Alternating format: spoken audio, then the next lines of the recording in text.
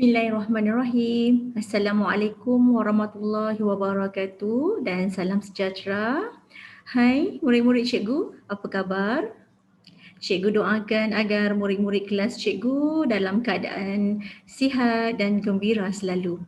Murid-murid, hari ini kita akan teruskan lagi dengan sesi pengajaran dan pembelajaran di rumah untuk subjek sains tahun 2. Murid-murid, hari ini kita akan belajar tajuk campuran iaitu unit 8. Di bawah tajuk ini kita akan belajar tentang kaedah ataupun cara mengasingkan campuran pelbagai jenis objek. Murid-murid, adakah murid-murid telah bersedia untuk mengikuti PDPR cikgu pada hari ini? Jika dah bersedia, mari kita teruskan. Murid-murid, kaedah mengasingkan campuran ini terdapat 5 kaedah. Untuk mengasingkan campuran, kita memerlukan yang pertama kaedah menyisih. Apa itu kaedah menyisih? Kaedah menyisih ni ialah di mana kita dapat mengasingkan dua bahan atau lebih yang bersaiz besar. Manakala kaedah kedua ialah kaedah mengayak. Apa tu kaedah mengayak? Kaedah mengayak ialah kaedah yang kita gunakan alat seperti pengayak yang cikgu tunjukkan ni. Okey, seperti pengayak tepung dan sebagainya. Kaedah yang ketiga, kita menggunakan magnet. Magnet seperti yang murid-murid tahu dapat menarik objek besi. Objek yang diperbuat daripada besi. Contohnya klip kertas. Jadi magnet juga merupakan kaedah untuk mengasingkan campuran objek besi daripada objek yang bukan besi. Yang keempat, kita ada kaedah mengapung. Ini kaedah mengapung ni ialah di mana kaedah ini dapat mengasingkan objek yang boleh terapung dengan objek yang tidak boleh terapung di dalam air. Cikgu akan terangkan sebentar lagi. Baik, yang kelima, yang terakhir kita ada kaedah menuras. Kaedah menuras ni kita boleh gunakan kertas turas atau kita juga boleh menggunakan alat seperti penapis. Alat seperti penapis ni ada di rumah kamu semua. Baiklah murid-murid, mari kita ingat kembali, ingat semula kaedah mengasingkan campuran ada 5. Kaedah menyisih, kaedah mengayak, menggunakan magnet, kaedah mengapung dan kaedah menuras. Mari kita tengok setiap satu persatu kaedah ini ya. Baiklah, apa itu kaedah menyisih? Kaedah menyisih ni ialah kaedah di mana iaitu mengasingkan objek yang bersaiz besar dan bentuk yang berbeza. Cuba murid-murid perhatikan campuran kekacang ini. Ada kacang, ada kismis, ada coklat.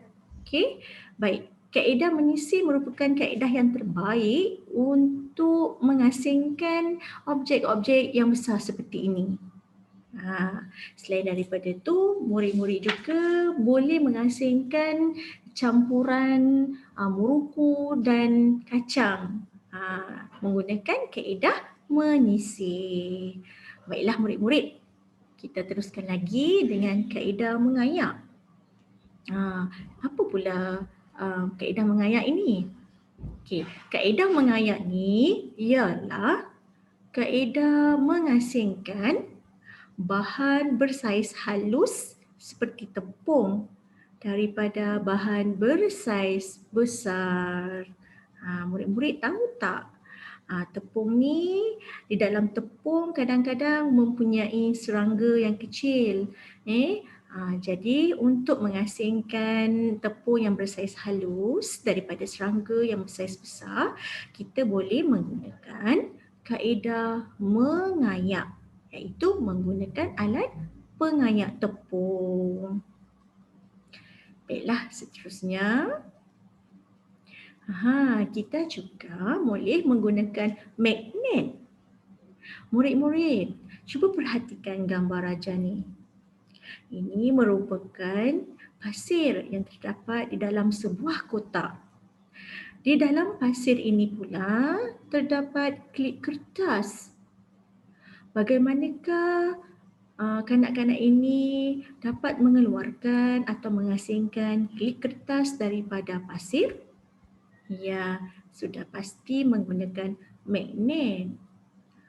Murid-murid, magnet dapat mengasingkan objek yang diperbuat daripada besi, daripada bahan bukan besi. Jadi, klip kertas ni diperbuat daripada besi. Maka magnet dapat menarik dan mengasingkan klip kertas daripada pasir yang bukan besi. Seterusnya, murid-murid, mari kita tengok kaedah mengapung. Murid-murid, seperti yang Cikgu Nurul terangkan sebelum ini, mengapung dapat mengasingkan bahan yang boleh terapung daripada bahan yang tenggelam di dalam air. Cuba murid-murid perhatikan campuran kayu-kayu reput dengan cangkerang tiruan. Ini ialah akuarium. Bagaimanakah kita boleh mengasingkan kayu reput dengan cangkerang ini? Kayu reput ini tidak diperlukan di dalam akuarium. Ya, melalui kaedah mengapung. Yang pertama, kita masukkan air ke dalam akuarium dan kita kacau campuran ini perlahan-lahan. Kemudian murid-murid perhatikan kayu reput ini akan terapung di permukaan air. Maka kita boleh mengeluarkan kayu reput ni dan mengasingkan serpihan kayu reput ni daripada bahan-bahan yang tenggelam di dalam air. Ini merupakan kaedah mengapung. Seterusnya, kita ada kaedah yang kelima untuk mengasingkan campuran. Kaedah menuras ni ialah di mana kita dapat mengasingkan bahan pepejal tidak larut yang tidak boleh larut daripada cecair. Apakah bahan pepejal? Apakah contoh bahan pepejal? Contoh bahan pepejal ialah pasir. Cecair ialah air. Untuk pengetahuan murid-murid, pasir ini tidak dapat larut dalam air. Maka untuk mengasingkan pasir daripada air, kita menggunakan kaedah menuras atau penurasan. Selain menggunakan kertas turas seperti dalam gambar ini, murid-murid juga boleh menggunakan penapis. Penapis juga dapat mengasingkan bahan pepejal tidak larut daripada cecair. Contoh yang lain, murid-murid boleh perhatikan ibu murid-murid menggunakan penapis semasa menuangkan air teh ke dalam cawan. Mengapa ibu menggunakan penapis masa menuangkan air teh ke dalam cawan? Ya, sudah pasti untuk mengasingkan hampas teh daripada air teh. Mudahlah untuk murid-murid minum, betul tak? Baiklah murid-murid. Mari kita mengingati semula isi pelajaran kita pada hari ini. Hari ini kita belajar 5 kaedah mengasingkan campuran. Mari kita sebutkan semula. Yang pertama, kaedah menyisir. Yang kedua, kaedah mengayak. Yang ketiga, menggunakan magnet. Yang keempat, kaedah mengapung. Yang terakhir, kaedah menuras. Dapatkah murid-murid mengingat semula isi pelajaran kita pada hari ini?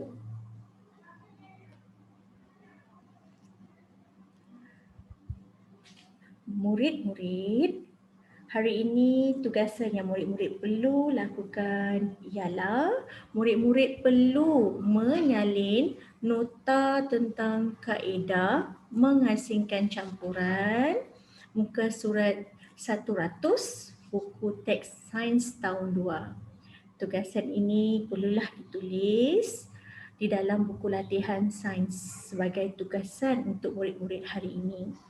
Murid-murid, itu sahaja. Selamat belajar. Orang yang berusaha, insya-Allah pasti akan berjaya. Amin. Bye murid-murid. Assalamualaikum.